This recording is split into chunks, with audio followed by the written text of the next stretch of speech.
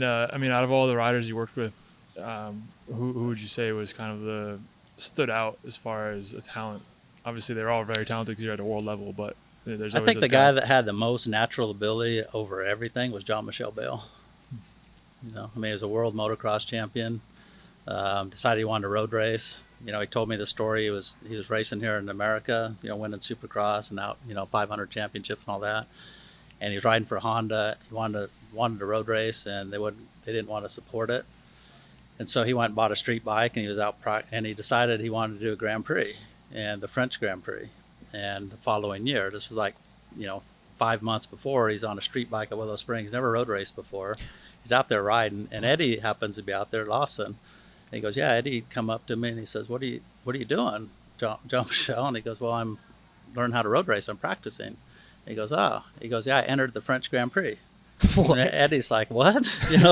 He goes, have you road raced? And he goes, no. And he goes, that's why I'm practicing. And he went and he rode the French Grand Prix, and he didn't technically qualify, but they let him race, and that was the start of his road race career.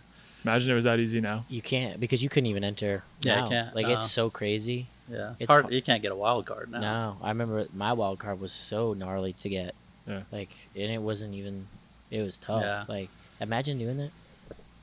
But I went to his house, and we were out trials riding, and he was going up these big granite slabs, and then I didn't know, but he was like the top 3 trials riders in France. Just a and natural they could talent. and they could ride motocross bikes. And it's funny, at that time, a lot of Europeans would come to Kenny's ranch, and Jean-Michel was one of them after the first French Grand Prix fiasco, because he was a Marlboro rider. It was Chesterfield, and was a sub-brand of Marlboro, I guess.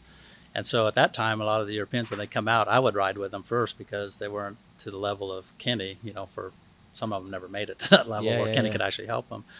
But Jean-Michel, we'd be out riding. He refused to wear a steel shoe then, and he would try and run around the inside all the way around, and I'd go high, square it off, pass him down the straight. It's like, dude, don't you see what's happening here? And he goes, yeah, but if I make it around the corner, I'm gonna smoke you. I said, yeah, but you're gonna fall down 90% of the time. And then at the end of that weekend, he's putting his stuff in the locker, and I went up, handed him a steel shoe, and he put it in his bag. And then, sure enough, at his short track at his house, he would wear a steel shoe, and he started squaring off the corners.